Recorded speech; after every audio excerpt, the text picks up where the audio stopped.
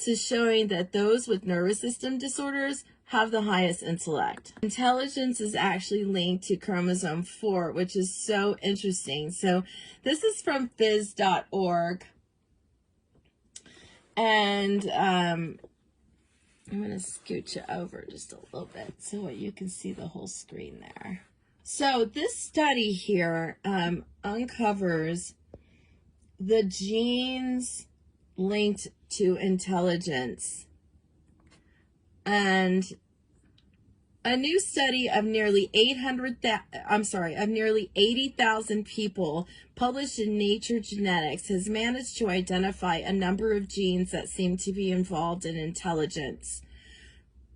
According to a dictionary definition, intelligence is the ability to learn, understand, or deal with new situations, or the ability to apply knowledge to manipulate one's environment or to think abstractly. This is obviously quite broad. Indeed, even animals display a number of different forms of intelligence, typically critical for survival. These range from reaching or gathering sources of food and escaping predators to the sharing of duties within a group, such as in ant communities. Elephants or monkeys also possess forms of empathy and care which strengthen their relationships and chances to survive.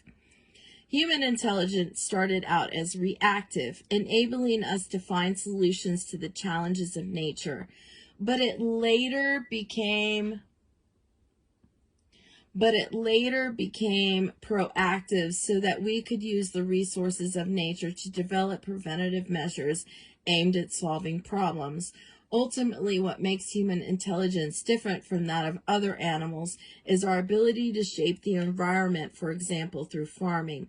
This became possible as we developed communities and started delegating tasks on the basis of talents. When the acute problem of survival was controlled, we could dedicate our intelligence to the development of arts or other higher skills. So the experiment here talks about how the method used to measure intelligence in the new study was the so-called G factor, a measure of analytical intelligence. Although it might appear reductive to catalog all types of intelligence through a single test, the G factor is often used in scientific research as being among the most unbiased methods. The authors looked at such scores in 78,000 people of European descent to search for genetic factors and genes that potentially influence human intelligence. They carried out a genome-wide association study that assesses connections between a trait and a multitude of DNA markers called single nucleotide polymorphisms, or SNPs for short, which determines an individual's likelihood to develop a specific trait.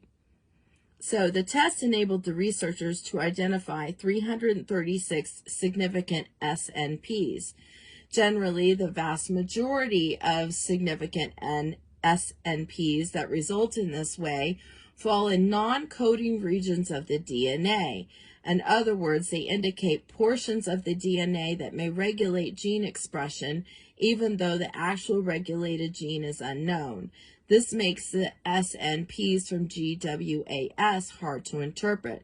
So the authors then complemented their analysis with the so-called genome-wide gene association analysis, which calculates the effect of multiple SNPs within genes and can identify actual associated genes. They then combine both kinds of study to strengthen their confidence and naming the genes associated with intelligence. This work led to isolating 52 candidate genes linked to intelligence. Although 12 of these have been previously associated with intelligence, the study needs to be replicated in further studies. So they discovered that the genes that were strongest linked to intelligence are the ones involved in pathways that play a part in the regulation of the nervous system's development and apoptosis. a normal form of cell death that is needed in development. The most significant SNP was found within FOXO3, a gene involved in insulin signaling that might trigger apoptosis. The strongest associated gene was CSEIL, a gene involved in apoptosis and cell proliferation.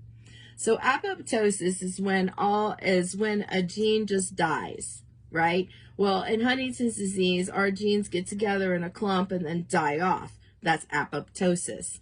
So basically, it means that human intelligence actually depends on the mechanisms that support and the development and preservation of the nervous system throughout a person's lifespan. So basically, it's saying that people with Huntington's disease are really, really highly intelligent, okay? There are different kinds of intelligence, but I gotta tell you, I don't know how many of you have gotten your IQ tested, but because of all the things I've gone through in my life, when I had ADHD, my university required me to see a neuropsychiatrist, or a neuropsychologist. And that neuropsychologist did an IQ test on me. So I only have an IQ that's 20 points less than Einstein. So this is why I share some of this stuff with y'all, because I know how important it is. But I also think that if anybody can understand any of this stuff, it's people with Huntington's disease.